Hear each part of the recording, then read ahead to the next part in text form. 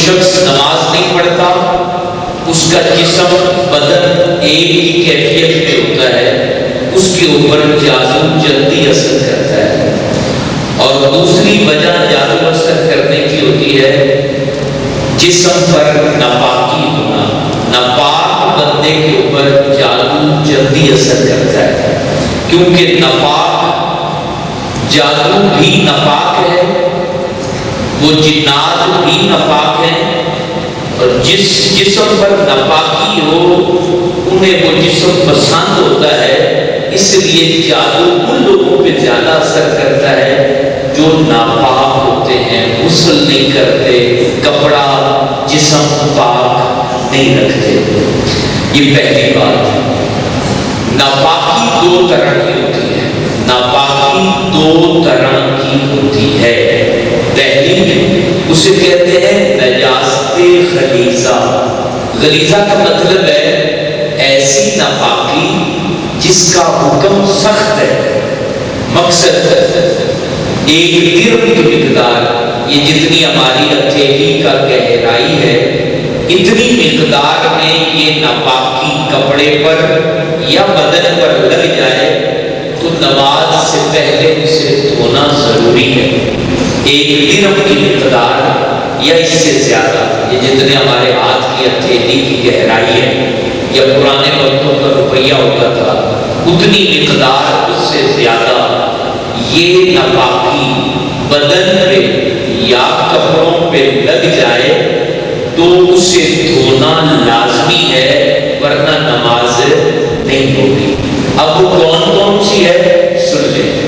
Number 1، تمام خشکی کے جانوروں کا خون جو جسم سے بہتا ہے، بکری کا ہو، انسان کا ہو، کسی بھی چیز کا جو خشکی پہ جانور رہتے ہیں، ان کا خون وہ نجاست غلیظہ ہے، یعنی ایک درم کی مقدار لگ گیا تو اسے دھونا ضروری ہے۔ نمبر 2، دکھتی ہوئی آنکھ سے جو پانی نکلتا ہے وہ بھی نجاست غلیظہ ہے۔ آنکھ جب بیمار ہوتی ہے تو اس سے جو پانی نکلتا ہے وہ بھی پیشاب کی طرح ناپاک ہے۔ اس کے بعد نمبر 3، انسان کا پخانہ اور پیشاب یہ نجاست غلیظہ ہے۔ اسی طرح منی، ودی، مزی، یہ تمام جو چیزیں مرد کی شرمگاہ سے نکلتی ہیں یہ نجاست غلیظہ ہے۔ یہ بدن پہ لگے گی اتنی مقدار میں اسے دھونا ضروری ہوگا۔ دودھ پیتے بچے کی قید یہ بھی نجاست غلیظہ ہے۔ اسی بات کو دودھ پیتا بچہ دودھ جو ہے قید کرے تو اسے ناپاک نہیں سمجھتے، وہ بھی ناپاک ہوتا ہے۔ اسی طرح بچوں کا پیشاب اور پخانہ وہ بھی اسی طرح حکم ہے جو بڑے عمر والے شخص کی نجاست کا حکم ہے، اس کو بھی پاک کیا جائے۔ اس کے بعد حلال جانور ان کا پخانہ، گوبر جیسے گائے، بھینس، ان کا جو گوبر وغیرہ ہے یہ نجاست غلیظہ ہے، اس کا حکم سخت نجاست والا ہے۔ اس کے بعد ہے نجاست خفیفہ جن کا حکم ہلکا ہے۔ خفیف میں نہ ہلکا، ہلکا کیسے ہے کہ یہ جسم کے حصے پہ نجاست خفیفہ لگ گئی تو چوتھے حصے پر لگے گی، چوتھے حصے پر تو نماز سے منع ہوگا، ورنہ نماز سے منع نہیں ہوگا۔ چوتھائی وہ بالکل تھوڑی سی لگی تو پاک کرنا تھا۔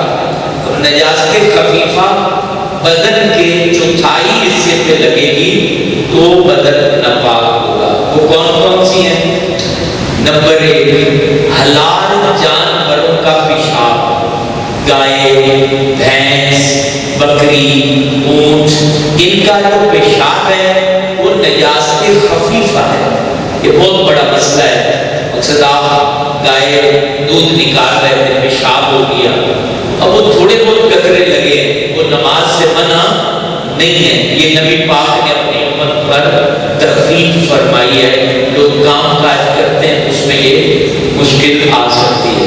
تو یہ نجاست خفیفہ ہے ان کا پیشاب. جب تک چوتھا حصہ اس کے اندر ملوث نہیں ہوگا نماز بندہ پڑھ سکتا ہے. اسی طرح حرام پرندے جیسے چیل، کبا، باز، شکرا، یہ حرام پرندے، یہ ہم گوشت نہیں کھا سکتے. ان کی بیچ جو ہے نجاست خفیفہ ہے. اب یہ مسئلہ آپ کو کام آئے گا. آپ جا رہے تھے، کبے نے بیچ کر دی تو وہ ظاہر سی بات ہے چوتھائی حصہ تو خراب نہیں ہوا. اب یہ نجاست خفیفہ ہے، آپ نماز پڑھ سکتے ہیں. مرغی کی بیچ جو ہے، مرغی اور بطخ کی بیچ نجاست خلیظہ ہے. 1 درہم کی مقدار لگ جائے تو کپڑا ناپاک ہو جاتا ہے. حلال پرندے جو اونچا نہیں اڑتے ان کی بیچ نجاست خلیظہ ہے، وہ فوراً دھونا ہوتا ہے نماز پڑھنے جا رہے ہیں. حلال پرندے جو اونچا اڑتے ہیں جیسے کبوتر، لالی اور بٹیر وغیرہ جو بھی اونچا اڑے اس کی بیٹ پاک ہے. کبوتر نے بیٹ کر دی تو کپڑے ناپاک نہیں ہوئے. ان کی بیٹ کا حکم ہے کہ وہ پاک ہے. کبوتر جو بھی حلال پرندہ اونچا اڑتا ہے اس کی بیٹ پاک ہے. حرام پرندے کی بیٹ جو ہے وہ نجاست خفیفہ ہے. اور حلال پرندہ جو اونچا نہیں اڑتا اس کی بیٹ نجاست غلیظہ ہے. اس کا خیال رکھنا ان ساری باتوں کا ہمارے ذمہ فرض ہے. اچھا، اگلی بات، مچھر، کھٹمل، اس کا خون یہ نجاست نہیں ہے. کپڑے پہ لگ گیا تو نماز آپ پڑھ سکتے ہیں. مچھر بعض دفعہ صبح اٹھتے تو خون ہو جاتا ہے، تو مچھر کا خون، کھٹمل کا خون، اس سے کپڑے ناپاک نہیں ہوتے. اس کے بعد جو لعاب کا حکم ہے، جو پیشاب کا حکم ہے، وہی اس کی جھاگ کا حکم ہے جو مجھ سے نکل رہی ہوتی ہے. اچھا، اگلی اہم بات، کتا جو ہے اس کے ظاہر بدن سے جسم لگ گیا تو کپڑے ناپاک نہیں ہوئے.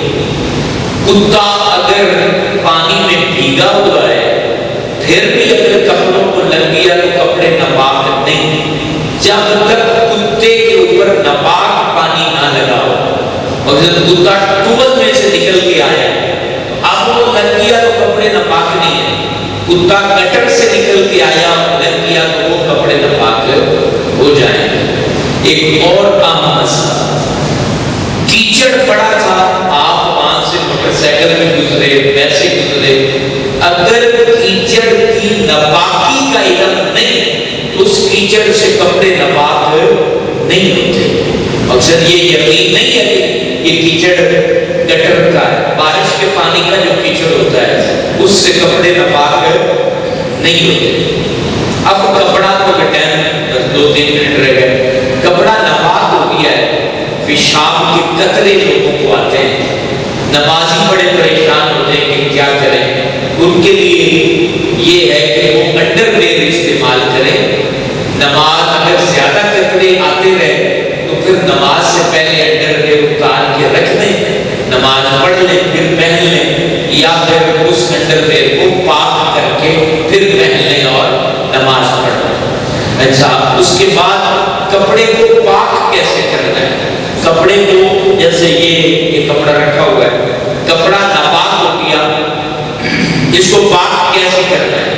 اس کو نجاست غلیظہ لگ گئی یا نجاست خفیفہ زیادہ لگ گئی جسے پاک کرنا ہے. اس کا طریقہ کار ہے، اس کو نل کے نیچے پورا بھگو دیں، بھگونے کے بعد اس کو پورا نچوڑ دیں.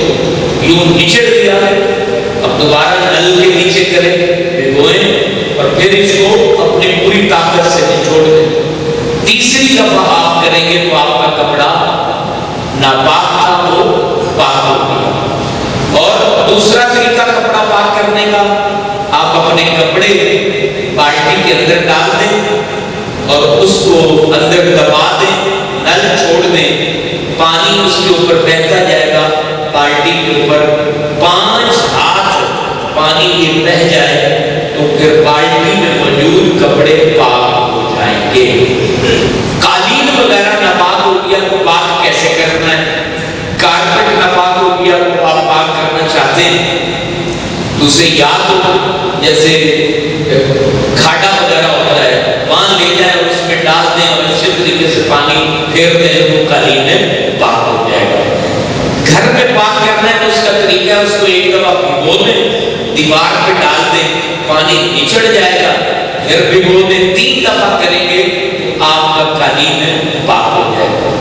جگہ پاک کرنے کا طریقہ، فرش، ماربل، پکی زمین جس میں نجاست اندر جذب نہیں ہوتی، اس کو اوپر سے پانی سے صاف کر دیں، دھو دیں تو وہ آپ کی جگہ پاک ہو جائے گی۔ ایک اور عام بات، ہمارے پنجاب میں عورتیں کچے مکانوں کو گوبر کی لپائی کرتی ہیں، یہ نہیں کرنا چاہیے کیونکہ گوبر نجاست خبیثہ ہے، اور گیلا ہو تو اس کے اوپر نماز نہیں پڑھنی چاہیے، خشک ہو گیا تو پھر اس کے اوپر جان نماز ڈال کے نماز پڑھ سکتے ہیں، تو اس سے بچنا چاہیے۔ اگر کہیں پر ایسا ہوتا ہو تو انہیں یہ بات بتانی چاہیے۔ سوکھا گوبر جس کی راکھ بن گئی، تھاپیاں جل کے راکھ بن گئی، اب وہ راکھ پاک ہے، وہ ناپاک نہیں ہے، وہ دودھ میں گر گئی، پانی میں گر گئی تو وہ اس سے ناپاک نہیں ہوگا۔ یہ مسئلہ بھی ہمارے علم میں ہونا چاہیے۔ تو یہ پاکی ناپاکی کے چند مسائل آپ کے سامنے میں نے بیان کیے ہیں، ان کو یاد کر لیں، اور کوئی چیز آپ کے ذہن میں آئے کہ یہ بات میرے ساتھ ہوتی ہے اور یہ بیان میں نہیں آئی تو وہ کسی بھی وقت آپ مجھ سے پوچھ سکتے ہیں۔ 12 منٹ ٹائم اس لیے رکھا ہے کہ آپ دکاندار ہیں اور آپ نے اپنے معاملات بھی کرنے ہوتے ہیں، تو اس کے اندر جتنی ساری معلومات آپ تک ہوتی ہے میں پہنچا دیتا ہوں۔ آگے پیچھے میں پورا مہینہ یہی ہوں، کوئی مسئلہ آپ کے ذہن میں ہو آپ مجھ سے پوچھ سکتے ہیں۔ اللہ تعالیٰ علم دین کی برکتوں سے ہم سب کو مالا مال کرے۔ اللہم صلی علی محمد وعلی آل محمد وبارک وسلم۔ اللہ کریم ہم نے جو علم سیکھا ہے اس کی برکات ہمیں نصیب فرما، ہمارے جسم، ہمارے بدن، ہمارے کپڑوں اور ہماری روح کو پاکیزگی عطا فرما، ہماری سوچوں کو صاف ستھرا فرما۔ اللہ جادو، ٹونے، جنات، آسیب اور بلیات سے ہم سب کو محفوظ فرما۔ یا رب العالمین جتنے احباب یہاں بیٹھے سب کی دلی جائز دعائیں قبول فرما، آمین یا رب العالمین۔ صلی اللہ علیہ